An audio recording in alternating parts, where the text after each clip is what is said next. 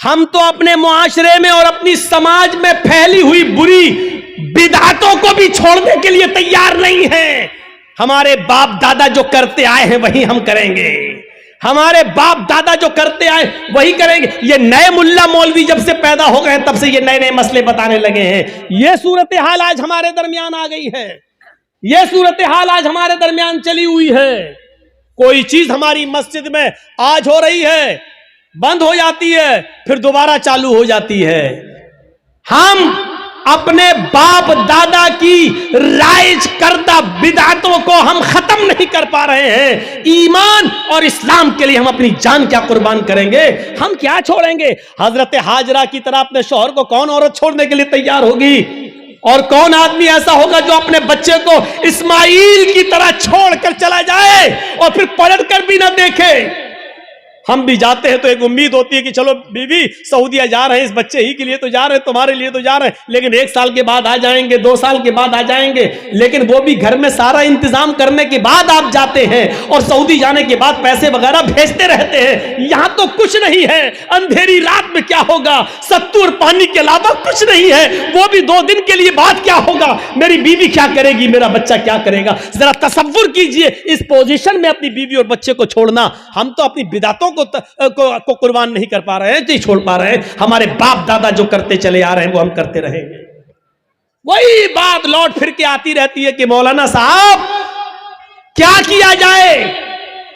मस्जिद में फर्ज नमाज के बाद इमाम के साथ दुआ मांगना कैसा है, कब्रिस्तान में दुआ करना कैसा है, किसी आदमी के मर जाने के बाद किसी मौलाना के साथ उसके घर पे जाकर भोज खाने के बाद दुआ करना उसकी मग़फ़िरत की, ये कैसा है। वही पुराने घिसे पिटे सवाल जो हम 15-20 साल से इन इलाकों में आके बोलते जा रहे हैं, वही सवाल, और आज तक हम उनको खत्म करने के लिए तैयार नहीं होते हैं। ये हमारी बेशर्मी का हाल है, ये हमारी बेशर्मी का हाल है। मेरे भाइयों, आज फिर एक बात को जहन में बिठा लो, दुआ करना गलत नहीं है। एक बात फिर जहन में रख लो, दुआ एक इबादत है, और इबादत वैसे की जाएगी जैसे जनाब मोहम्मद रसूलुल्लाह ने बताई है। इबादत मोहल्ले के सरदार के तरीके पर नहीं की जाएगी, इबादत मौलवी जर्जीज के तरीके पर नहीं की जाएगी, इबादत मस्जिद के इमाम के तरीके पर नहीं की जाएगी। मस्जिद का इमाम कुरान और हदीस बता सकता है, लेकिन मौलवी के तरीके पर इबादत नहीं की जाएगी। इस बात को आप हमेशा जहन में रखिए। दुआ मुख्खुल इबादा, दुआ इबादत का मग़ज़ है। दुआ के लिए आपको कोई मना नहीं करता है। दुआ जहां अल्लाह के रसूल ने हाथ उठाकर की है आप करिए, कोई मना नहीं करता है। दुआ जहां हाथ उठाकर नहीं की है वहां आप हाथ उठाकर करेंगे तो वहां हम मना करेंगे, इसलिए कि हाथ उठाना साबित नहीं है। मसलन लैट्रीन में जाने की दुआ है, अब आप लैट्रीन में घुस के पढ़िए हाथ उठा के, अल्लाहुम्मा इन्नी अऊज़ु बिका मिनल खुब्स वल खबाइस। अब बैठिए, बैठिए, दुआ है, क्यों हाथ नहीं उठाया। मैं पूछना चाहता हूं उन लोगों से जो मस्जिद में मजबूर करते हैं इमाम को कि हाथ उठाओ, और पब्लिक से कहते हैं हाथ उठाकर दुआ करो। अगर दुआ के लिए हाथ उठाना है तो लैट्रीन में जाने की दुआ है, बताओ क्यों नहीं हाथ उठाते हो। सब लैट्रीन में क्यों, अरे जब लैट्रीन में दुआ पढ़ सकते हो तो हाथ क्यों नहीं उठा सकते हो। जब लैट्रीन में अल्लाह का नाम ले सकते हो, अल्लाहुम्मा इन्नी अऊज़ु बिका, तो हाथ उठाने में क्या हर्ज है, क्यों नहीं उठाते हो। अब हमारी अकल कह रही है गंदी जगह पर हाथ कैसे उठाएं, अभी अकल ही तो कह रही है ना। तो मैं कह रहा हूं गंदी जगह पर फिर अल्लाह का नाम क्यों ले रहे हो। नहीं साहब, वो तो अल्लाह के नबी ने बताया है, तो अल्लाह के नबी ने बताया तो यहां अल्लाह के नबी ने हाथ नहीं उठाया तो हम हाथ नहीं उठाएंगे। अच्छा, खाना खाओ, क्या दुआ है, बिस्मिल्लाह या बिस्मिल्लाहि व अला बरकतिल्लाह, ये दुआ है खाना खाने की। अब आप खाना बैठो, जर्जी साहब खाना लग गया, बिस्मिल्लाह, अब हम खाएं, या बिस्मिल्लाहि व अला बरकतिल्लाह, अब हम खाएं। बोलिए, चलो ये तो लैट्रीन नहीं है, ये तो घर है। यहां पर हाथ उठाकर अगर कोई आदमी दुआ करे बिस्मिल्लाह या बिस्मिल्लाह व अला बरकतिल्लाह, तब खाना खाए, कैसा लगेगा आपको? क्यों नहीं उठाते हो? ये भी तो दुआ ही है। साहब अल्लाह के नबी ने नहीं उठाए इसलिए हम नहीं उठाए। आ गई ना बात वही, जहां नबी ने उठाया वहां उठाओ। हम भी तो यही कह रहे हैं, जहां नबी ने नहीं उठाया वहां मत उठाओ। हम भी तो आपसे यही कह रहे हैं। अच्छा, वुजू बनाया, क्या दुआ पढ़ते हो? बिस्मिल्लाह। वुजू के बाद क्या दुआ पढ़ते हो? अशहदु अल्ला इलाहा इल्लल्लाह व अशहदु अन्ना मुहम्मदन अब्दुहु व रसूलुहु अल्लाहुम्मा जअलनी मिनत तव्वाबीन व जअलनी मिनल मुतत्तहिरीन। यही दुआ तो पढ़ते हो। अच्छा, वुजू बनाने के बाद किसी को देखा, पैर धुलने के बाद आया हो, किबले की तरफ मुंह करके अशहदु अल्ला इलाहा इल्लल्लाह वहदहु ला शरीका लहु व अशहदु अन्ना मुहम्मदन अब्दुहु व रसूलुहु अल्लाहुम्मा जअलनी मिनत तव्वाबीन व जअलनी मिनल मुतत्तहिरीन। मैं पूछना चाहता हूं, क्यों नहीं हाथ उठाते हो? यहां वुजू के बाद की दुआ है, हाथ उठाना साबित नहीं है। अजान के बाद की दुआ है, अल्लाहुम्मा रब्ब हाज़िहि दावति ताम्मा व सलातिल काइमा आति मुहम्मदनिल वसीला वल फजीला, लेकिन हाथ उठाना साबित नहीं है। चांद देखकर दुआ मांगना साबित है, चांद देखकर दुआ मांगी जाए, लेकिन हाथ उठाना साबित नहीं है। इसी तरीके से कब्रिस्तान में जाकर दुआ करना जायज है। अल्लाह के नबी ने फरमाया इस्तगफिरू लिअखीकुम, अपने भाई के लिए दुआ करो। हर आदमी को मिट्टी देने के बाद अपने भाई के लिए दुआ करना चाहिए, लेकिन यहां हाथ उठाना साबित नहीं है। जैसे इन जगहों पर हाथ उठाना साबित नहीं है, ऐसे ही कब्रिस्तान में भी हाथ उठाकर दुआ करना साबित नहीं। या है तो हमें बताओ कहां है? नहीं साहब, उठा लें तो हर्ज क्या है? अब इसका जवाब सुनो। अरे हमने हाथ उठाकर दुआ कर ली तो हर्ज क्या है? तो अब मुझे जवाब दो, लैट्रीन में हमने कह दिया हाथ उठाकर अल्लाहुम्मा इन्नी अऊज़ु बिका मिनल खुब्ज़ि वल खबाइस, तो हर्ज क्या है? मुझे इतना बता दो। अजान के बाद हमने हाथ उठाकर दुआ मांग ली है, अशहदु अल्ला इलाहा इल्लल्लाह, हर्ज क्या है? मुझे बता दो। यहां आपको हर्ज लगता है, मुझे कब्रिस्तान में हाथ उठाकर दुआ मांगने में हर्ज लगता है। क्यों इस्लाम को अपने और अपने बाप दादा के तरीके पर चलाना चाहते हो? इस्लाम चलेगा तो सिर्फ फातिमा के बाप के तरीके पर चलेगा। इस्लाम न तुम्हारे तरीके पर चलेगा, न मेरे, न तुम्हारे बाप के तरीके पर चलेगा, न मौलवी जर्जीज के बाप के तरीके पर चलेगा। इस्लाम चलेगा तो जनाब मोहम्मद रसूलुल्लाह के तरीके पर चलेगा। आपको नमाज पढ़ने के बाद दुआ से कोई नहीं रोकता। यकीन मानिए, नमाज पढ़ने के बाद आप दुआ करिए, हम आपको नहीं रोकते हैं। अच्छा अमल है नमाज पढ़ना, और नमाज के बाद दुआ मांगना अच्छा अमल है। मांगिए, मांगिए, मना नहीं किया जा रहा है। लेकिन यहां अल्लाह के रसूल से हाथ उठाकर दुआ मांगना, और नबी के हाथ उठाने के बाद सहाबा का हाथ उठाना, और नबी का हाथ चेहरे पर फेर कर पहनना, और उसके बाद सहाबा का भी हाथ चेहरे पर फेर लेना, नबी का दुआ मांगना और सहाबा का उस दुआ पर आमीन आमीन कहना, यहां नमाज के बाद साबित नहीं है। इसलिए आपको भी ऐसा नहीं करना है। अकेले आप जितनी लंबी दुआ मांगना चाहे मांगे।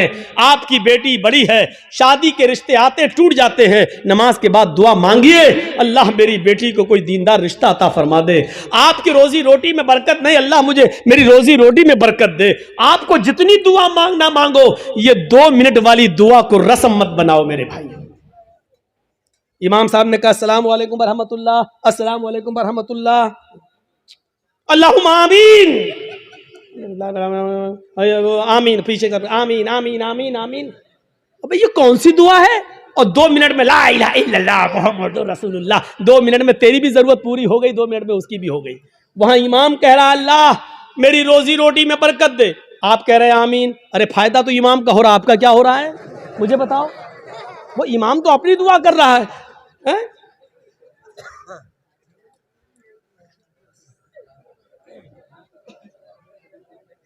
अब इमाम बेचारा कुंवारा है, शादी नहीं हुई है, इमाम कह रहा अल्लाह मुझे दीनदार लड़की अता फरमा दे, आप कह रहे हैं आमीन। फायदा तो इमाम का हो रहा, तुम्हारा क्या हो रहा है? अरे इमाम अपनी दुआ मांगे, तुम अपनी दुआ मांगो यार। इमाम की अपनी जरूरतें हैं, तुम्हारी अपनी जरूरतें हैं। इमाम का बेटा बीमार है, उसके पेट में दर्द है, वो कह रहा अल्लाह मेरे बेटे को शिफा अता फरमा। अरे तुम्हारे बाप को कैंसर है, तुम अपनी दुआ मांगो अल्लाह मेरे बाप को कैंसर है, अल्लाह मेरे बाप को शिफा कामिला और आजिला अता फरमा। अरे इमाम के साथ साथ तेरे आमीन कहने से मखसूस दुआएं हो रही हैं। इमाम तेरे लिए दुआ नहीं कर रहा है और तुम जो आमीन आमीन कह रहे हो उसमें तुम्हारे लिए दुआओं पे आमीन नहीं कही जा रही है। अरे तुम अपनी दुआ मांगो, इमाम की जरूरत 2 मिनट में पूरी हो रही है, तुम्हें कुछ ज्यादा मांगना तुम ज्यादा मांगो। ये क्या दुआ है कि जब इमाम की सारी जरूरतें पूरी हो रही हैं उसी वक्त तुम्हारी भी हो रही हैं। 2 मिनट में तुम्हारी भी दुआ हो गई, उसकी भी दुआ हो गई। अब हमने कुछ और मांगना था लेकिन अब हम नहीं मांग पा रहे हैं क्योंकि इमाम ने हाथ फेर लिया, हमें भी फेरना पड़ रहा है। अब हमें कुछ और मांगना है। मेरी बीवी हमें कुछ समझती ही नहीं है, अब कह अल्लाह मेरी बीवी को मेरा फर्मा बरदार बना दे। अब इमाम तो हाथ फेर चुके हैं, अब कैसे दुआ मांगे। अब मांगना चाह रहे हैं लेकिन हाथ गिर भी नहीं रहे, लेकिन मजबूरी में फेरना पड़ रहा है। अब फेरना पड़ा, अब मुंह में कहना पड़ रहा अल्लाह मेरी बीवी को हिदायत दे। इसको आदत मत बनाइए मेरे भाई। दुआ को हम मना नहीं कर रहे हैं, नमाज के बाद भी दुआ को मना नहीं कर रहे हैं। दुआ को हम सिर्फ इसलिए मना कर रहे हैं कि सलाम फेरने के बाद आदमी आज़ाद हो गया है। वो अपनी दुआ मांगे, आप अपनी दुआ मांगिए। वो 2 मिनट मांगो, 5 मिनट मांगो, 10 मिनट मांगो, 15 मिनट मांगो, आधा घंटा मांगो। और दुआ तो मेरे भाइयों मजमे में है, सही बताऊं तो दुआ का हक अदा ही नहीं होता है। दुआ का हक अदा तो तन्हाई में होता है, जब कोई ना देख रहा हो, 2 रकात नमाज पढ़ के अपने आप को सबसे छिपा कर रो रो कर आंखों से आंसू बहा बहा कर दुआ की जाए, तब दुआ का मजा कुछ और है। मेरे भाइयों ये दुआ का मजाक है। अल्लाह गांव में बहुत ज्यादा लफड़ा, अल्लाह मेरे गांव में बरकत दे, अल्लाह मेरे चौधरी को समझा दे, अल्लाह मेरे ये आमीन मोहम्मद रसूलुल्लाह। ये दुआ का मजाक है यार, मत बनाओ मजाक। इतना मजाक दुआ का कभी नहीं बनाया गया जितना हम दुआ का मजाक बना रहे हैं। हाथ उठाकर भी मांग सकते हो लेकिन अकेले तन्हा। कब्रिस्तान में दुआ मांगने का हुक्म है और हर शख्स को दुआ मांगना चाहिए, लेकिन वहां हाथ उठाना साबित नहीं है। वहां सिर्फ हुक्म यह इस्तगफिरू लिअखीकुम, अपने भाई के लिए दुआ करो, सिर्फ दुआ है। अगर हाथ उठाना होता तो अल्लाह के नबी कहते अपने भाई के लिए दोनों हाथ उठाकर दुआ करो। और यह आता कि अल्लाह के रसूल ने फला फला के दफनाने के बाद आपने दोनों हाथ उठाकर दुआ की है, आता हदीस में, लेकिन हदीस की किसी किताब में नहीं आया अल्लाह के रसूल ने किसी भी सहाबी को दफन करने के बाद अपने हाथों को उठाकर दुआ की हो, कहीं नहीं आता है। हाँ ये आया कि अल्लाह के रसूल ने कब्र में सहाबी को दफन करने के बाद सहाबा से फरमाया इस्तगफिरू लिअखीकुम, अपने भाई के लिए दुआ करो। आप चाहते तो कह सकते थे मैं दुआ कर रहा हूं, आप लोग आमीन आमीन बोलो, अल्लाह जिसका इंतकाल हुआ उसके रूह को आला इल्लीन के अंदर जगह अता फरमा, अल्लाह उसके पसमानदगान को सब्र जमील अता फरमा। आप चाहते तो कब्रिस्तान में सब दुआ कर सकते थे, लेकिन आपने न की ऐसे और न लोगों ने आमीन कहा, बल्कि आपने सबको हुक्म दिया कि तुम अपने भाई के लिए दुआ करो। यानी तुम अपनी दुआ करो, हम अपनी दुआ कर रहे हैं। दुआ सब करें लेकिन अलग अलग करें, और हाथ उठाना यहां साबित नहीं है, इसलिए हाथ ना उठाया जाए। सीधी सी बात है। अब फिर हुक्म यह है कि आप किसी भी मैयत के लिए कभी भी किसी भी वक्त दुआ कर सकते हैं, लेकिन चंद लोगों को इकट्ठा करके मैयत के घर जाकर उसको सब्र की तलकीन करने के बाद, भोज वोज खाने के बाद या दुआ करने के बाद भोज खिलाया जाता है। मुझे नहीं मालूम आपके यहां क्या होता है। और वहां घर पे जाने के बाद फिर इमाम साहब दुआ करते हैं और उस घर के सब लोग आमीन आमीन कहते हैं। मेरे भाइयों बिदात है, बिदात है, बिदात है। इस बुरी रस्म को बंद करिए, इस नौटंकी को बंद कीजिए। मैं इसको नौटंकी कहता हूं। इस नौटंकी को बंद कीजिए, दुआ आप कीजिए। अरे बीवी अगर शौहर मर गया है तो बीवी शौहर के लिए दुआ करे, बाप मर गया तो बेटा शौहर अपने बाप के लिए दुआ करे। अरे सदका जारिया सबसे बेहतर यही है कि बेटा अपने बाप को अपनी दुआओं में याद रखे, कुछ दुआएं अपने लिए मांगे, फिर कहे अल्लाह मेरे वालिद को की कब्र को नूर से भर दे, अल्लाह मेरे वालिद की मगफिरत फरमा, अल्लाह मेरे माँ बाप के गुनाह को की बख्शिश फरमा, अल्लाह उनकी लग़्ज़िशों को माफ फरमा दे, अल्लाह तो उनको जन्नतुल फिरदौस में जगह अता फरमा। ये है दुआ। बीवी शौहर के लिए दुआ करे, बेटा बाप के लिए करे, बाप बेटे के लिए करे, भाई बहन के लिए करे, बहन भाई के लिए करे। किसने मना किया है? आप जा रहे हैं कब्रिस्तान, जाइए, रोज जाकर दुआ करिए, कौन मना कर रहा है? हफ्ते में एक दिन जाकर दुआ कीजिए, कौन मना कर रहा है? महीने में एक दिन जाइए और अपने बाप के लिए हाथ उठाकर नहीं, हाथ छोड़कर कब्र पर खड़े होकर कब्र के पास दुआ मांगी, कौन रोकता है? नहीं।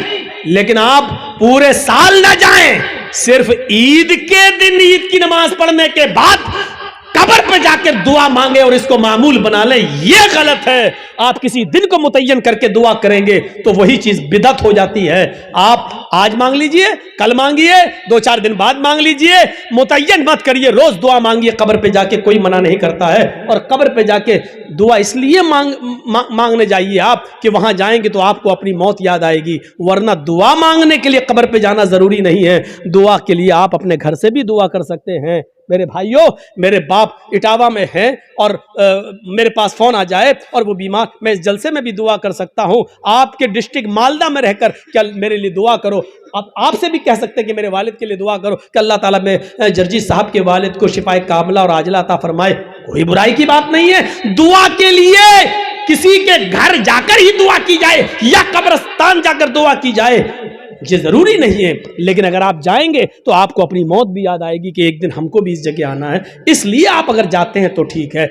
जंगे बद्र हो रही है, बद्र का मैदान गर्म है, सहाबा की तादाद है सिर्फ 313 और इसके मध्य मुकाबिल जो लश्कर है वो है 1000 से ज्यादा। आपको यह भी बता दूं कि उन 1000 लश्कर के पास, काफिरों के पास तीर भी हैं, तलवारें भी हैं, ढाल भी है, नेजा भी है, घोड़े भी हैं। वो सब नौजवान हैं, हट्टे खट्टे तंदुरुस्त हैं और सारी चीजें आलाते हर्ब, जंग का हर सामान है उनके पास। और उनके मुकाबले में कितने हैं? 313। और ये 313 कौन है? जवान, बूढ़े और कुछ बच्चे जब मिलाए गए और इनकी गिनती तब जाकर होती है 313। और इन 313 लोगों के पास, इन 313 सहाबा के पास सिर्फ 2 घोड़े हैं। आलाते हर्ब का हाल यह है कि किसी के पास तीर है लेकिन छोड़ने के लिए कमान नहीं है, किसी के पास कमान है लेकिन छोड़ने के लिए तीर नहीं है, किसी के पास तलवार है लेकिन काफिरों के हमले से बचने के लिए ढाल नहीं है। वो तलवार चलाए लेकिन काफिर जब उस पर हमला करे तो अपना बचाव किससे करे? उसके पास ढाल नहीं है। अगर किसी के पास ढाल है तो चलाने के लिए तलवार नहीं है। फिर भी जंग है, लड़ रहे हैं। जरा आपने गौर किया है, ये कोई मुकाबला था कि एक तरफ 1000 से ज्यादा और एक तरफ 313। एक सहाबी के ऊपर 3 से ज्यादा लोग, और इसके पास एक चीज है तो दूसरी नहीं, और उनके पास सब कुछ है। कौन सी चीज है जो इन 313 सहाबा को उनके सामने लाकर खड़ा कर रही है और उनसे लड़ने पर मजबूर कर रही है? ये कौन सी चीज है? बताने की जरूरत नहीं, ये वही ईमान है। ये उसी ईमान की ताकत है। और ऐसी कंडीशन में अल्लाह के नबी सल्लल्लाहु अलैहि वसल्लम का सर सजदे में है जमीन पर। बद्र के मैदान में एक जानिब आपने अपनी पेशानी कच्ची जमीन पर रख दी है और सजदे में गिरे हुए हैं और ये दुआ कर रहे हैं सजदे में, अल्लाहुम्मा ला तुहलिक हाज़िहिल असाबा इन तहलिक हाज़िहिल असाबा लन तुअबद बअदल यौमि क़त्तु। आय अल्लाह ये मुट्ठी भर जमात, ये मेरे चंद सहाबा, ये 10 साल मक्के की जिंदगी में मेरे दावत और तबलीग का नतीजा मदीना आने के बाद इन्होंने मजबूर किया है। ये मेरी 10 साल की, मैं 13 साल की, ये मेरी मक्के की मेहनत, आए मेरे परवरदिगार, मेरी 13 साल मक्के की मेहनत के बाद ये 313 लोग इस्लाम लाए हैं। यही मेरी जमा है, यही मेरी पूंजी है, यही मेरा सरमाया है, यही 13 साल की मेहनत का नतीजा है जो मैंने निचोड़ कर तेरे सामने पेश कर दिया। इलाहुल आलमीन, अगर ये 313 मुसलमान आज हलाक हो गए, मुझ पर ईमान लाने वाले मिट गए, ये 313 अगर आज खत्म हो गए, इन 313 को अगर आज बर्बाद कर दिया गया, इनको काफिरों ने अपने हमले में शिकस्त दे दी, अगर आज ये इस दुनिया से मिट गए, लन तुअबद बादल यौम, आय अल्लाह आज के बाद फिर कभी तेरी इबादत इस रूए जमीन पर नहीं होगी। आज के बाद फिर कोई अल्लाह अल्लाह कहने वाला ना होगा।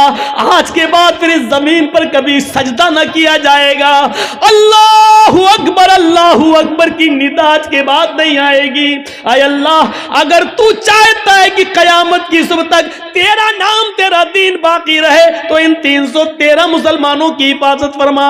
ये मेरी 13 साल की मेहनत का नतीजा है। आय अल्लाह तू इनकी हिफाजत फरमा।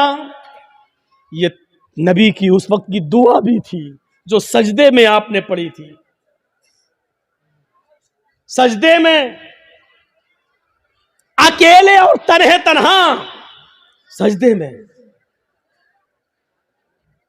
हम भी दुआ करते हैं, कुछ नहीं होता। या रब्बी या रब्बी या रब्बी, अल्लाह मुझे ये दे, मुझे ये दे, मुझे ये दे। ऊपर से आवाज आती है, मेरे बंदे मैं तुझे क्या दूं? मांग तो तू ये रहा है, लेकिन दूं तो कैसे दूं? मतअमुहु हराम, जो खाना खाकर आया है वो हराम है। वह मशरबु हराम, जो पीकर आया है वो भी हराम का है। वह मलबसहु हराम, जो कपड़ा पहन के आया है वो भी हराम की कमाई का है। वह गुज़िया बिल हराम, तेरे जिस्म में जो खून दौड़ रहा है वो हराम कमाई खा खाकर उसी का बना हुआ खून तेरे जिस्म में दौड़ रहा है। फअन्ना युस्तजाबु लिज़ालिक, ओ मेरे बंदे मैं तेरी दुआ सुनूं तो कहां से सुनूं? तू पूरा का पूरा नापाक है। खाना तेरा नापाक, कपड़ा नापाक, पानी नापाक, बदन में जो खून दौड़ रहा है वो नजिस और नापाक। आए मेरे बंदे मैं तेरी दुआ सुनूं तो कहां से सुनूं? अल्लाह सुनता नहीं है, ऐसे सुन लेगा अल्लाह? 13 साल की मेहनत के बाद का अल्लाह ये 313 बर्बाद हो गए, तो कभी इस रुए जमीन पर तेरी इबादत नहीं होगी। अल्लाह अल्लाह कोई नहीं कहेगा। ईमान का जज्बा देखिए, क्या था ईमान। 1000 से लड़ रहे। इमाम अहमद इब्न हंबल के पास एक औरत आती है, गौर करके देखिए इस औरत के सवाल के बाद हमारी हैसियत क्या रह जाती है, जरा तसव्वुर कीजिए। एक औरत आती है, कहती है कि इमाम साहब एक मसला पूछने आई हूं। कहा क्या मसला पूछती हूं? कहा मैं चरखा चलाती हूं। चरखा जानते हैं ना, महात्मा गांधी वाला चरखा मालूम है ना? हम लोगों के यहां तो आज भी लगे हुए हैं कहीं कहीं। जो लोग हैंडलूम हाथ से कपड़ा बनाते हैं वहां चरखे भी हैं, हाथ से फिरता है, सूत काटते हैं। तो क्या कहती है इमाम अहमद इब्न हंबल से वो औरत कि इमाम साहब मैं चरखा चलाती हूं और दूसरे लोगों का सूत मजदूरी पर काटती हूं और उनसे मजदूरी लेती हूं। कभी कभी मैं रात में भी चरखा चलाती हूं। जब मेरे पास तेल होता है। इस औरत के सवाल के बाद हमारी हैसियत क्या रह जाती है? सुने हमारी मां बहनें, औरतें ऐसी भी गुजरी हैं। सिर्फ लाइट मारने वाली औरतें हर वक्त नहीं होती हैं। सुने इमाम साहब मैं कभी कभी रात में भी चरखा चलाती हूं। जब मेरे पास चिराग जलाने के लिए तेल होता है, तो मैं चिराग जलाकर उसकी रोशनी में चरखा चलाती हूं, सूत काटती हूं। इमाम अहमद इब्न हंबल फरमाते हैं, अल्लाह तुम्हारी रोजी में बरकत दे, रिस्क में बरकत दे। कहा इमाम साहब, कभी कभी चिराग में तेल नहीं होता हमारे पास, लेकिन हमारे पड़ोस में खुला हुआ आंगन है, हमारे पड़ोसी का खुला हुआ आंगन है, कभी कभी उस आंगन में रोज चिराग जलता है, वो मेरे पड़ोसी का चिराग है, लेकिन वो अपने घर में अपने आंगन में चलाता है, और उस आंगन में उस चिराग की रोशनी कभी कभी मेरे घर पे आती है।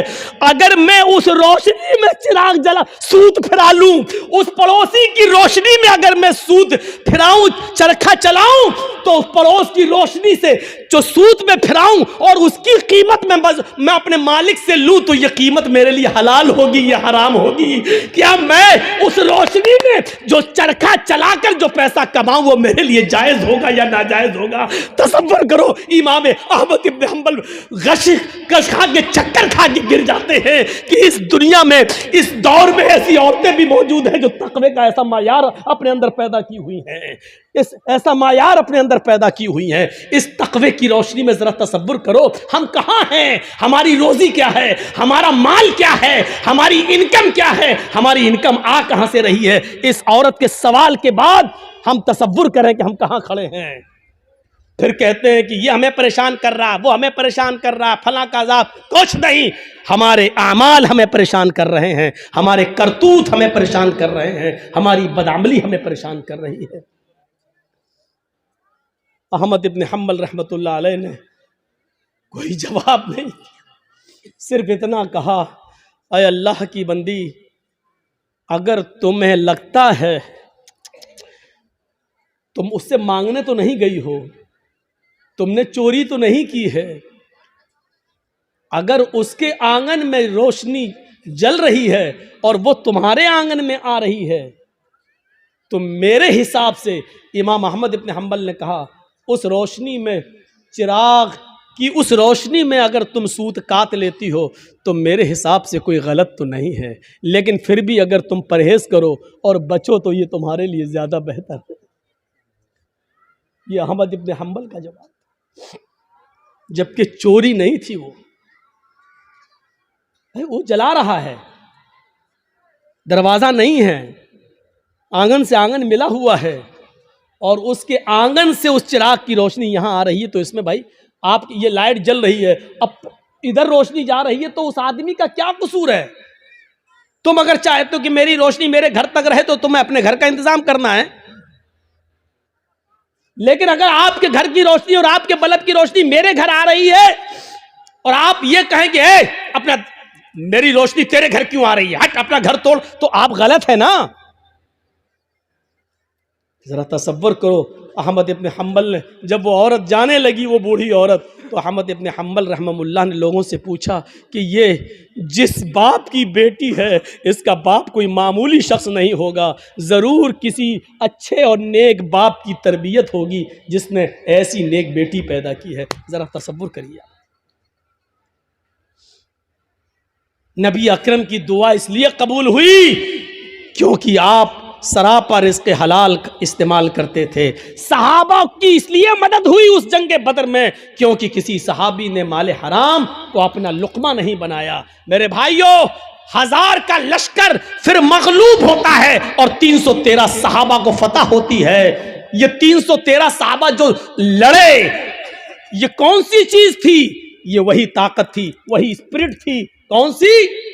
ईमान। अगर ईमान ना होता तो लड़ते?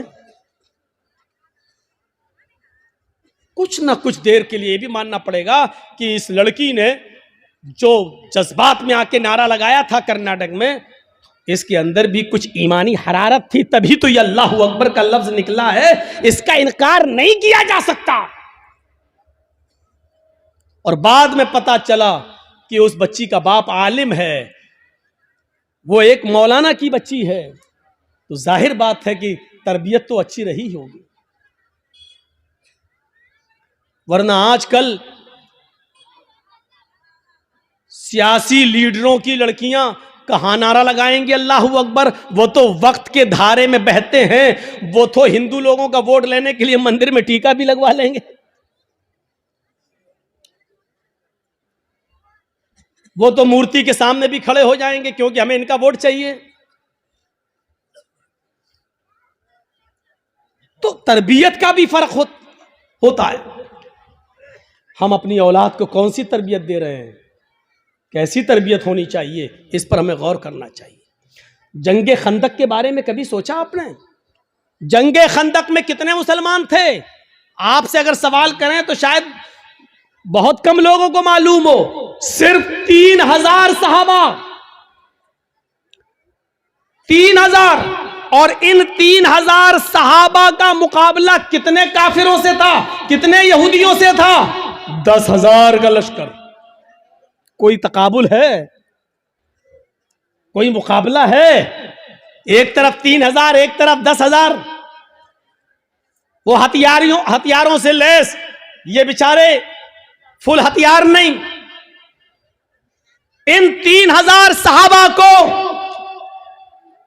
जंगे खंदक पर काफिरों से लड़ने के लिए अपनी रजामंदी का इजहार जो इन्होंने किया, ये 3000 सहाबा के दिल में जो 10,000 का खौफ नहीं था, वो खौफ निकालने वाली ताकत क्या थी?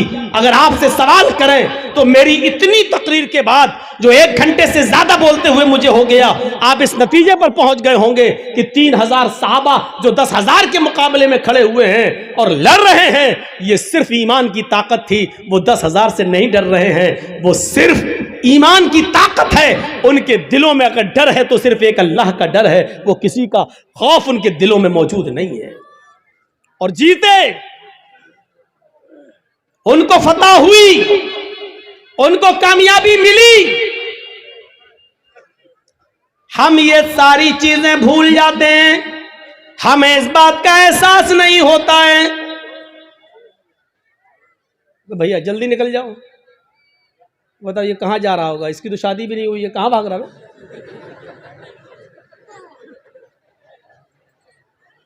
वो देखो वो चाचा उठ के जा रहे हैं।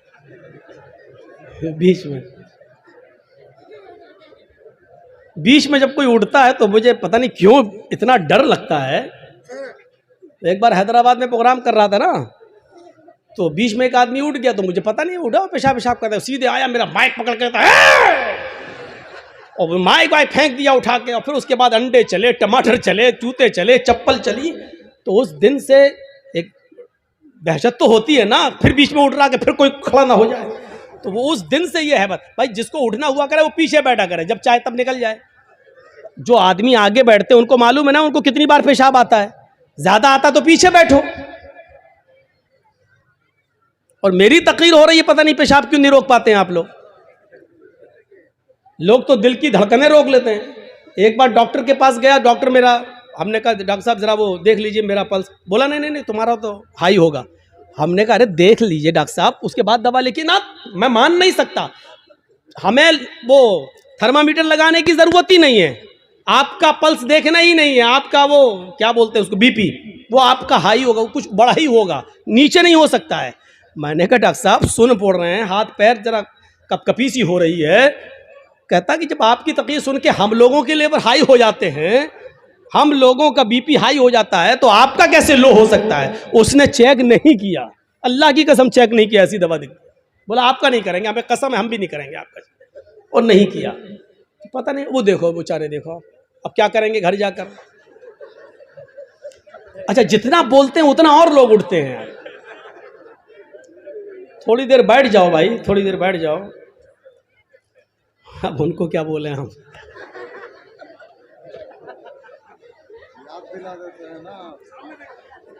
वो चचा जा रहे हैं बेचारे, अब तो चची के लायक भी नहीं, फिर भी जा रहे हैं। क्या करेंगे जाके। अच्छा चलिए, अब आप लोग जाग गए हैं, थोड़ी बहुत नींद आ रही होगी, उसका गलबा खत्म हो गया है। सुनिए, तो अब आप अंदाजा लगाइए, वो खंदक 10,000 का मुकाबला 3,000 और जीते। क्या चीज थी? वही अल्लाह का खौफ, वही अल्लाह का डर। जैसे एक पुलिस वाले में ये ताकत होती कि वो अकेला नहीं, सरकार की ताकत है उसके पास, ऐसी जो पक्का सच्चा मोमिन है वो डरता नहीं है, अल्लाह की ताकत है उसके पास, ईमान है उसके पास, ईमान की ताकत है उसके पास, उसको खौफ नहीं होता है, वो लड़ता है, आमादा हो जाता है। ये वाकया सुनाया है, लेकिन फिर भी आपको सुना देता हूं। सुमैया रजी अल्लाह ताला अन्हा का क्या मैटर था। अबू जहल के सामने खड़ी है, तबकात के अल्फाज है, इब्ने साद ने नकल किया है कि उसने सुमैया के कपड़े तक फाड़ दिए, फिर भी कहती है नहीं अल्लाह एक है।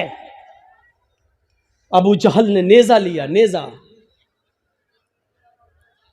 तबकात के अल्फाज, वो नेजा उसकी शर्मगाह में दाखिल कर दिया। सुनना बहुत आसान है, लेकिन एक हल्की सी खरोंच हम बर्दाश्त नहीं कर सकते हैं, उसकी तो शर्मगाह में नेजा, इधर से डाला उस तरफ निकाल दिया, और हाथ पीछे से बंधे हो, वो नेजा पकड़ के निकाल भी नहीं सकती हो।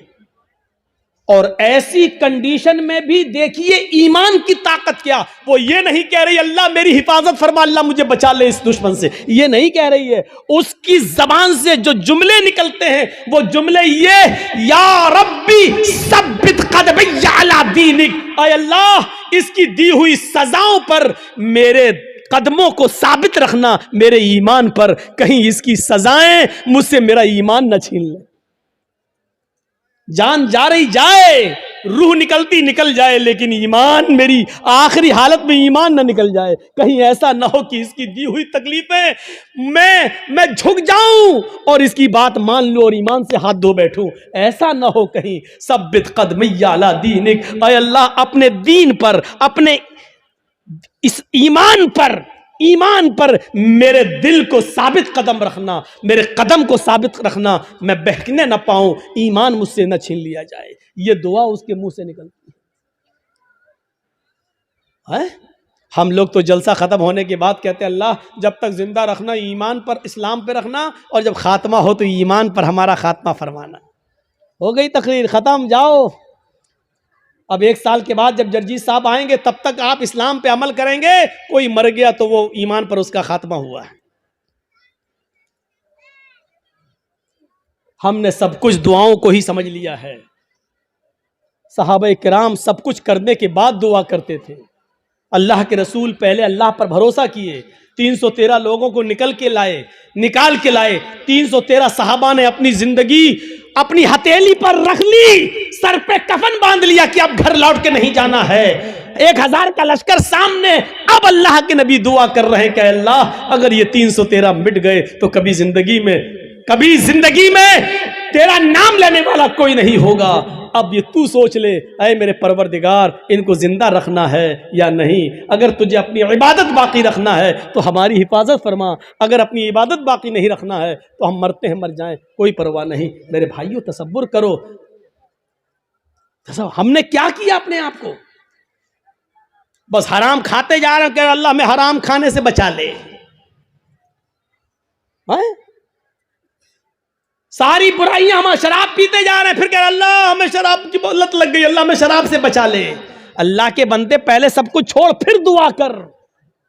अल्लाह के बंदे पहले हराम छोड़ और हलाल खा और उसके बाद दुआ कर के अल्लाह मुझे अब जो हलाल खाया है इसी पर कायम रखना, अल्लाह हराम का लुकमा मेरे हलक के नीचे ना उतरने पाए। अब दुआ करो, हराम खाते जाओ और दुआ करो अल्लाह हराम से बचा ले। शराब पीते रहो और दुआ करो अल्लाह शराब से बचा ले। बेपर्दगी के साथ हमारी माँ बहन बेटियां निकलती रहो और दुआ करे अल्लाह हमें पर्दा करने की तौफीक अता फरमा। जिंदगी में नहीं मिलेगी ऐसी तौफीक। इन्नल्लाह ला युगय्यिरु मा बिकौमिन हत्ता युगय्यिरु मा बिअनफुसिहिम। अल्लाह किसी कौम की हालत उस वक्त तक नहीं बदलता जब तक कि कोई कौम अपनी हालत को खुद बदलने की फिक्र नहीं करती है। पहले हमें चेंज होना पड़ेगा, पहले हमें बदलना पड़ेगा। पहले जमाने की औरतें अगर अपने बच्चों को बद्दुआ भी देती थी तो उसमें भी दुआ निकलती थी। बच्चा शरारत कर रहा है, कभी ये कभी वो उठाया फेंक दिया, कभी माँ परेशान, हाय हाय हाय, माँ परेशान और माँ ने गुस्से में अपने अंदाज में बद्दुआ दी, लेकिन आप इसको बद्दुआ नहीं कह सकते हो। जब देखा कि बच्चा बहुत शरारत कर रहा है तो बद्दुआ देते हुए कहा, अल्लाह तुझे काबे का इमाम बना दे। गुस्से में बद्दुआ भी दी तो उसमें भी दुआ छलक रही थी। यानी उस जमाने की औरतों को गुस्से में भी ऐसी बद्दुआएं नहीं मालूम थी कि जो बच्चों की जिंदगी तबाह कर दे। हमारी माओ की जबान से क्या निकलता, कुत्ते मर जाओ, परेशान करके रख दिया।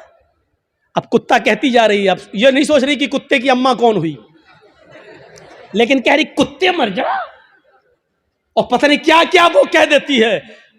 एक बच्चा शरारत कर रहा है और जब तंग आ गई मां तो गुस्से में रोते हुए कहती, चल अल्लाह करे तुझे काबे का इमाम बना दे। और पता नहीं कौन सी घड़ी में ये दुआ निकली और अर्श वाले ने इसको कबूल फरमाई, और वो बच्चा फिर काबे का इमाम बनकर निकला। और ऐसा इमाम बना कि आज जिसको आज सुदैस के नाम से याद किया जाता है, कारी सुदैस, ये काबे के जो इमाम आज भी मौजूद हैं, ये उसी माँ की दुआ का नतीजा है जो उसने गुस्से में दी थी, और अल्लाह ने उस बच्चे को काबे का इमाम बनाया, जो आज भी काबे का इमाम है। जरूर उस माँ ने अपनी हलक के नीचे कभी हराम लुकमा नहीं उतारा होगा। अगर हराम लुकमा खाया होता तो ये दुआ कबूल ना होती। जरूर उस माँ की रगों में हलाल खून दौड़ रहा था, और हलाल खून दौड़ने की दुआ का नतीजा था कि वो बच्चा काबे का इमाम बना। अगर आप चाहती हो कि हमारे बच्चे इब्न तैमिया बने, हमारे बच्चे सनाउल्लाह हमरसरी बने, हमारे बच्चे इब्न क़य्यिम बने, इब्नुल जौज़ी बने, हमारे बच्चे अहमद इब्न हंबल बने, हमारे बच्चे इमाम मालिक की तरह बने, तो आए मेरी माँ बहनों, तुम्हें अपनी रगों में हलाल खून दौड़ाना पड़ेगा, हलाल रोजी खाना पड़ेगी, रिज़्क़ हलाल का एहतिमाम करना होगा। आधी रोटी सही लेकिन हलाल, भूखा सो जाना गवारा है लेकिन हराम लुकमा खाना गवारा ना हो, तब तुम्हारे कोख से पैदा होने वाले बच्चे इब्न तैमिया बनेंगे, इब्न क़य्यिम बनेंगे, सनाउल्लाह बनेंगे, इमाम मालिक बनेंगे, अहमद इब्न हंबल बनेंगे, तब बनेंगे। सब कुछ खाती रहो और कहो कि अल्लाह हमारे बच्चे को काबे का इमाम बना दे, नहीं हो सकता है। ये तल्ख जुमले तुम्हें सुनना पड़ेंगे।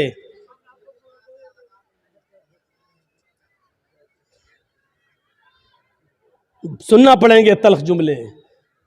तसव्वुर करो क्या था वो जज्बा। सुमैया शर्मगाह में नेजा दाखिल, हाथ पीछे से बंधे, और फिर भी इस हालत में क्या दुआ कर रही है। आप ये नहीं कहोगे आपका बेटा हॉस्पिटल में भर्ती है, वेंटिलेटर पर रखा हुआ है, या कोई बाप वेंटिलेटर पर रखा है, आप हमारे पास आएंगे, जर्जी साहब महलदार पाड़ा में आए, जुमे का खुतबा देना है, आप पर्ची लेके आएंगे, मौलाना साहब जुमे के खुतबे में के बाद हमारे अब्बू के लिए दुआ कर दीजिए, अल्लाह उनको शिफाए कामिला अता फरमाए। ऐसे मौके पर भी आपको इस दुआ की फिक्र होगी कि हमारे अब्बू के लिए दुआ कर दो कि अल्लाह उनको शिफा दे, लेकिन इस मौके पर दुआ ये नहीं होगी कि अल्लाह रब्बुल आलमीन से ये दुआ कीजिए कि मेरे बाप का खातिमा ईमान पर हो, वो इस दुनिया से जाए तो गुनाहों से पाक व साफ जाए, अल्लाह मेरे बाप को गुनाहों से तौबा करने की तौफीक अता फरमा। ये दुआ आप नहीं करवाएंगे मस्जिद के इमाम से और जर्जी साहब से, आप दुआ ये करवाएंगे कि कहो अल्लाह ताला उनको शिफाए कामिला और आजिला अता फरमाए। मैं ये नहीं कह रहा हूं कि ये दुआ करना गलत है, जायज है, लेकिन सुनो, हजरत सुमैया ने उस मौके पर यह नहीं कहा अल्लाह मेरी हिफाजत फरमा, अल्लाह इसने नेजा मारा है तू मुझे शिफा दे, अल्लाह मेरी शर्मगाह में जो जख्म हो गया है उसको ठीक कर दे। उसने ये दुआ नहीं की, उसने दुआ ये की, या रब्बी सब्बित कदमैया अला दीनिक, अल्लाह अपने दीन पर, अल्लाह ईमान पर मेरे कदम को साबित रख दे, अल्लाह ऐसा ना हो कि इसकी तकलीफें मुझसे मेरा ईमान छीन ले। ये क्या चीज थी? ये ईमान था, ये ईमान था। ये कौन सा जज्बा था? आइए जरा मुझे इस जज्बे की तरफ लेकर चलिए और बताइए ये कौन सा जज्बा था कि हजरत इब्राहीम अलैहिस्सलातु वस्सलाम को हुक्म होता है कि अपनी बीवी हाजरा को और छोटे बच्चे इस्माइल को बियाबान जंगल में छोड़कर चले आओ। इब्राहीम अलैहिस्सलाम अपनी बीवी हाजरा को और उस बच्चे को लेकर जा रहे हैं। उस वक्त तक बीवी को पता नहीं कि ये मुझे लेके कहां जा रहे हैं। मेरा शौहर है, जहां जा रहा है मैं भी जाऊंगी, मेरा शौहर है मुझे उनके साथ चलना है, मेरे पति है मुझे उनके साथ जाना है। चंद दिनों के सफर के बाद एक बियाबान जंगल आ जाता है। उस बियाबान जंगल के अंदर अपनी बीवी को छोड़ देते हैं, अपने बच्चे को छोड़ देते हैं। हाजरा को उसी जंगल में छोड़ दिया। इस्माइल जो अभी अपनी मां का दूध पीते हैं उसी जंगल के अंदर छोड़ दिया। थोड़ी देर बैठते हैं, सस्ताते हैं और फिर वहां से जाने लगते हैं। इस मंजर पर जरा गौर कीजिए मेरे साथियों, यह मंजर हमें कुछ और बताता है। उस बियाबान जंगल में छोड़ दिया। आज जिस जंगल को हम मीना के नाम से जानते हैं, मीना की वादी के नाम से जानते हैं, उस जंगल में छोड़ दिया है। आपको पहले उसकी एक कंडीशन बता दें, आप यहां से कलियाचक तक जाएंगे, जगह जगह पर आपको बिजली के पोल मिलेंगे, जगह जगह पर आपको बिजली के खंबे मिलेंगे, आप रोशनी पाएंगे और सीधे कलियाचक पहुंच जाएंगे। लेकिन उस जमाने में बिजली के खंबे नहीं लगे हैं, दिन में भी साएं साएं बीत रही है।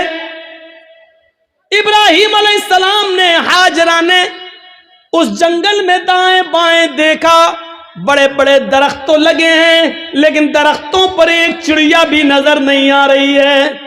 चिड़िया कैसे नजर आएगी, क्योंकि दूर दूर तक पानी का पता नहीं है, पानी का नामो निशान नहीं है। चिड़िया भी ऐसे दरख्तों पर अपने नेस्ट, अपने घोंसले बनाती हैं जहां आसपास पानी हो, वो पानी पी सके और अपने बच्चों के लिए अपनी चोंच में पानी खींच कर लाकर अपने बच्चों को पिला सके। जब जंगल में दूर दूर तक पानी नहीं तो जंगल में एक भी चिड़िया, एक भी परिंदा भी नहीं दिखाई दे रहा है। सोचो, ऐसे बियाबान जंगल में हुक्म होता है कि यहीं अपनी बीवी को छोड़ दो। हजरत इब्राहिम थोड़ी देर बैठते हैं, फिर वहां से चलने लगते हैं। हाजरा ने देखा कि इब्राहिम जा रहे हैं, यहां तो कोई दुकान भी नहीं कि कोई सौदा लेने जा रहे हो, यहां तो दूर तक कोई सब्जी फरोश भी नहीं दिख रहा है कि जिससे सब्जी खरीदने जा रहे हो। जब उनको जाते हुए देखती हैं, अपने बच्चे को जमीन पर लिटाती है, जमीन पर, और पीछे पीछे चल के कहती हैं, कहां जा रहे हो। इब्राहिम अलैहिस्सलाम ने इस जुमले का जवाब नहीं दिया। कहां जा रहे हो कुछ नहीं बोला, सीधे और आगे बढ़ते हैं। बीवी ने कहा, रे मैं पूछ रही हूं कहां जा रहे हो। इब्राहिम अलैहिस्सलाम ने अभी भी जवाब नहीं दिया। इब्राहिम अलैहिस्सलाम सीधे चले चले जा रहे हैं, पीछे मुड़कर देखने का नाम नहीं लेते। न बीवी को देख रहे हैं, न बच्चे को देख रहे हैं, चले चले जा रहे हैं। हाजरा ने अब पीछे से उनका दामन थामा, पीछे से उनका कुर्ता पकड़ा, पीछे से उनका दामन पकड़कर खींचा और खींच कर कहा, मैं कुछ पूछ रही हूं कि कहां जा रहे हो। हजरत इब्राहिम अलैहिस्सलाम ने ऐसे अपनी बीवी का हाथ पकड़ा और उसको यूं पकड़ के झटक दिया और आगे बढ़ने लगे। तब बीवी चीख कर कहती है, आए इब्राहिम कुछ तो बोलो, क्या मैंने आपकी बीवी होकर आपकी कोई नाफरमानी की है? हक के रिफाकत को अदा करने में मुझसे कोई गुस्ताखी हुई है? मियां बीवी के जो हुकूक होते हैं उसमें कोई हमसे कमी हुई है? खिदमत में कोई कमी हुई है? आपकी सेवा में कुछ कमी हुई है? मुझसे कोई लग़्ज़िश हुई है जो इस बियाबान जंगल में मुझे और इस बच्चे को अकेले छोड़ के जा रहे हो? इब्राहिम अलैहिस्सलाम की आंखों में आंसू आ गए, लेकिन आंसुओं को जमीन पर नहीं गिरने दिया। आंखें चढ़ा ली, नजरें आसमान पे डाली और आंखों से गिरने वाले आंसुओं को आंखों ही में पी गए। उसका एक कतरा भी जमीन पर नहीं गिरने दिया। फिर इसका भी जवाब नहीं दिया। आगे बढ़ते गए, जब इसका भी जवाब नहीं मिला तो हाजरा एक जुमला कहती है, ऐ इब्राहिम जा रहे हो तो जाओ, लेकिन ये बताओ कि कब आओगे।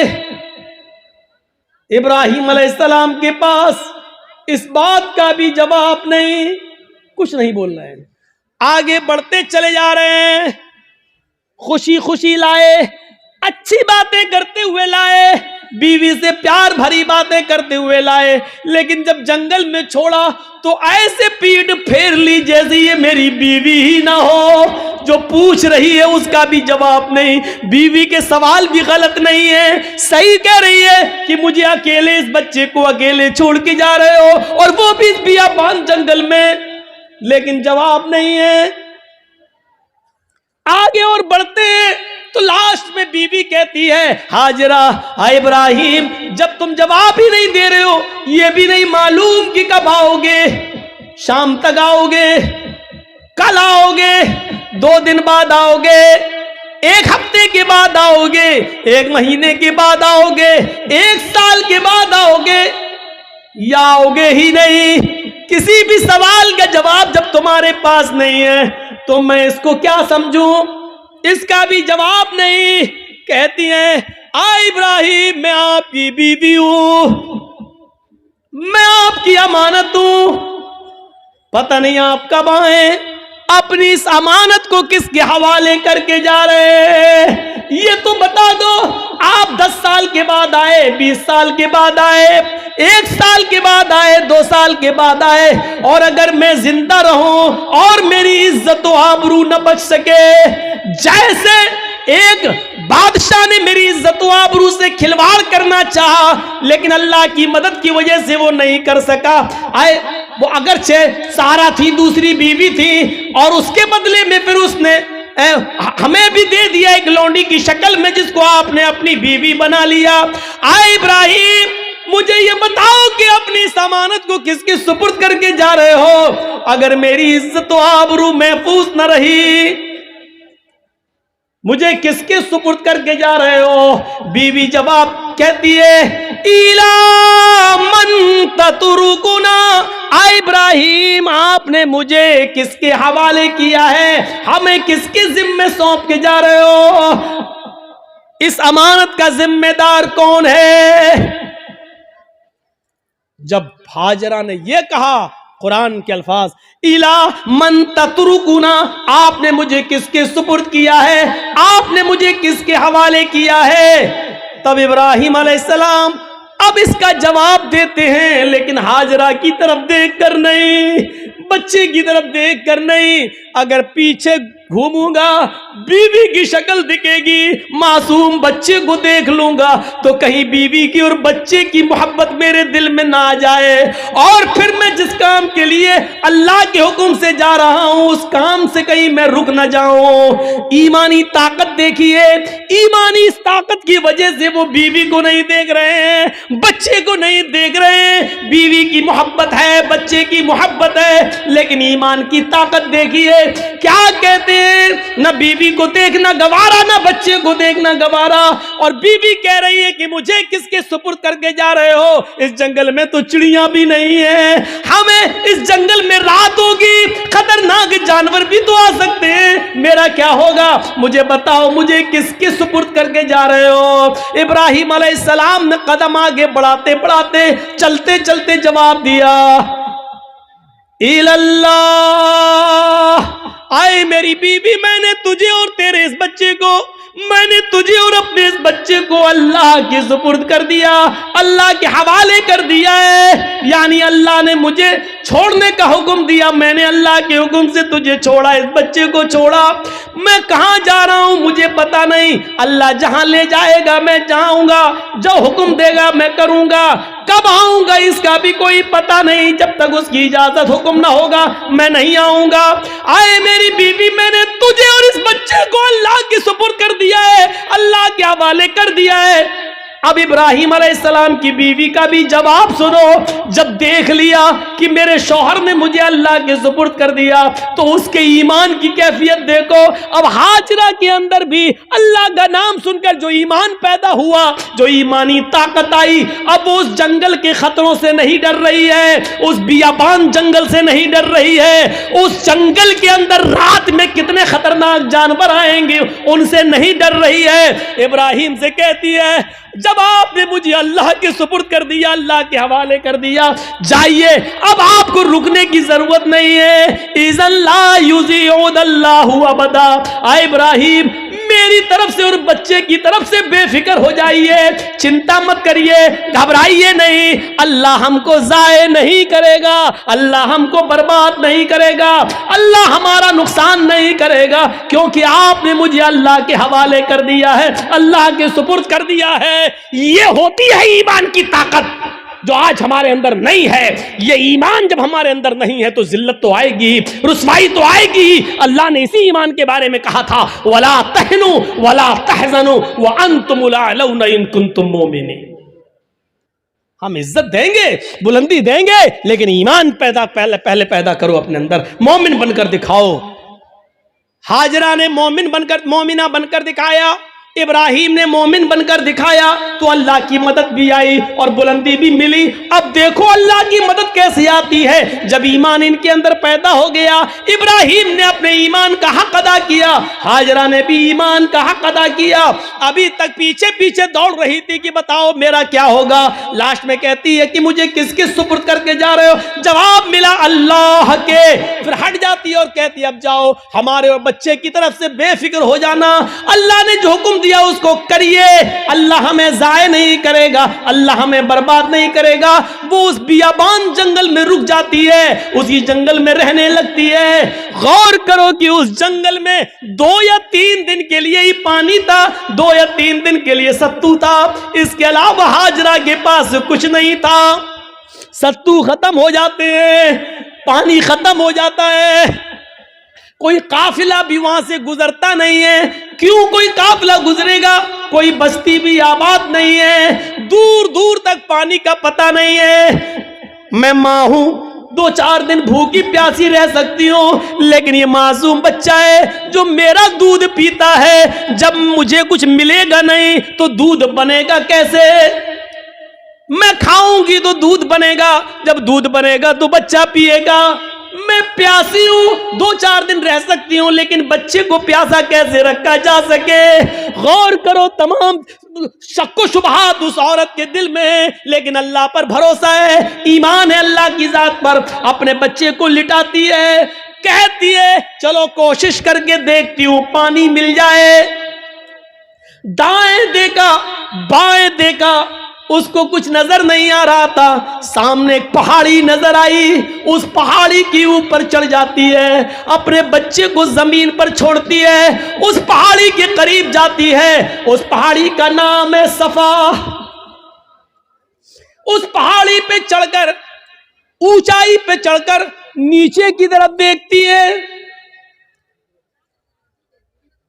हम तो मस्जिद की छतों पे चढ़ के चांद को ऊपर की तरफ देखते हैं, ईद का बकरीद का चांद। वो ऊंचाई पर चढ़कर नीचे की तरफ देखती है, शायद इस पहाड़ी के नीचे कोई बस्ती रहती हो, कोई गांव हो, कोई अल्लाह के बंदे रहते हो, और मैं उनसे थोड़ा सा पानी मांग लूं बच्चे को पिलाने के लिए। वो जिस उम्मीद के साथ गई, उसकी उम्मीद पूरी नहीं हुई। पहाड़ी पे चढ़ के नीचे देखती है, लेकिन वहां कोई बस्ती नहीं है, कोई आबादी नहीं है, कोई गांव नहीं है। उसने उस बस्ती, उस पहाड़ी पे चढ़ के फिर घूमकर दूसरी तरफ देखती है कि उधर भी एक पहाड़ी नजर आ रही है। चले उस पहाड़ी के ऊपर चढ़ के देखें, शायद उधर पानी मिलता हो, या उस बस्ती के, उस पहाड़ी के नीचे कोई बस्ती आबाद हो। वो वहां से चलती है, कुछ देर रुक के चलती है, स्लो चलती है, और बच्चे की प्यास जब उसके दिमाग में आती है तो थोड़ा सा तेज दौड़ती है, तेज दौड़ती है, फिर थोड़ा सा स्लो होती है। वो 2-3 बार तेज दौड़ती है, 2-3 बार स्लो दौड़ती है। सफा से मरवा जाती है, लेकिन मरवा जाने के बाद भी उसको कोई बस्ती नजर नहीं आती। अब उसको मालूम है न सफा के नीचे कोई बस्ती है, न मरवा पहाड़ी के नीचे कोई बस्ती है, लेकिन बच्चे की प्यास जब देखती है तो बार बार जाती है, शायद कोई आने वाला आदमी मिल जाए, कोई काफिला मिल जाए, मैं किसी से पानी की चंद घूंट मांग कर बच्चे को पिला दूं। बच्चा अंगूठा अपने मुंह में रख के चूस रहा है। हदीस की किताबें कहती हैं सफा और मरवा के दौड़ दौड़ कर हाजरा ने 7 चक्कर लगा लिए। सफा से मरवा 1, मरवा से सफा 2, सफा से मरवा 3, मरवा से सफा 4, सफा से मरवा 5, मरवा से सफा 6 और फिर सफा से मरवा 7। फिर मरवा से सफा पर नहीं आई, 7 चक्कर लगाकर ना उम्मीद हो गई कि अब पानी नहीं मिलेगा, तो अपने बच्चे के पास आकर बैठ गई, नजरें आसमान पे डाली। इलाहुल आलमीन, तुझे मालूम है, तू सब कुछ जानता है, तेरी जात से कोई चीज छिपी हुई नहीं है। 3 दिन पहले जब मेरा हस्बैंड, मेरा शौहर जा रहा था, मैंने उससे पूछा मुझे और इस बच्चे को किसके हवाले करके जा रहे हो? उसने कहा इल्लल्लाह, अल्लाह के हवाले। इलाहुल आलमीन, मेरा पति मुझे तेरे सुपुर्द करके गया है, इस बच्चे को तेरे सुपुर्द करके गया है। मैंने भी यकीन दिलाया अल्लाह मुझे जाए नहीं होने देगा। इलाहुल आलमीन, मैंने आज तक अपने पति की अमानत में खयानत नहीं की है। मेरे पति का ये बेटा, मेरा ये बच्चा आगे चलकर दीन की खिदमत करेगा, मैंने दीन के लिए वक्फ कर दिया है। आय अल्लाह, मेरे इस बच्चे के लिए गिज़ा का इंतजाम फरमा दे, पानी का इंतजाम फरमा दे। दिल से जो आह निकलती है वो असर रखती है, पर नहीं ताकत परवाज मगर रखती है। ऊपर से अल्लाह रब्बुल आलमीन ने जिब्रील को हुक्म दिया, आए जिब्रील क्या देख रहे हो? मेरी बंदी मुझे पुकार रही है और मेरा बंदा इब्राहिम इन दोनों को, इस्माइल और हाजरा को मेरे सुपुर्द करके गया है। अगर मेरे सुपुर्द करने के बाद भी ये दोनों भूखे और प्यासे मर गए तो फिर दुनिया से विश्वास उठ जाएगा, फिर ईमान किसके अंदर पैदा होगा? आए जिब्रील, जाओ, जिस जगह इस्माइल एड़ियां रगड़ रहे हैं उसी जगह पर तुम अपना पर मारो और फिर मेरी कुदरत का करिश्मा देखो। जिब्राइल आए और उसी जगह पर मारा और पानी का चश्मा उसी जगह फूट गया। इब्राहिम, इस हाजरा ने देखा कि पानी का चश्मा निकल गया तो वो रोकने लगी, पानी है वो बह रहा है, वो रोक रही है, इधर ना चला जाए उधर ना चला जाए। वो समझ रही थी शायद अभी ये थोड़ी देर के लिए बंद हो जाएगा, तो समेट रही हैं और जज्बात में कह रही पानी तो बहता जा रहा है, वो ऐसे लेती चुल्लू ऐसे रोक रही है और कहती जम जम, अबरानी जबान का लफ्ज जम जम, अरे कहां जा रहा, रुक रुक रुक, जम जम, जम जम का मतलब रुक रुक, ठहर जा।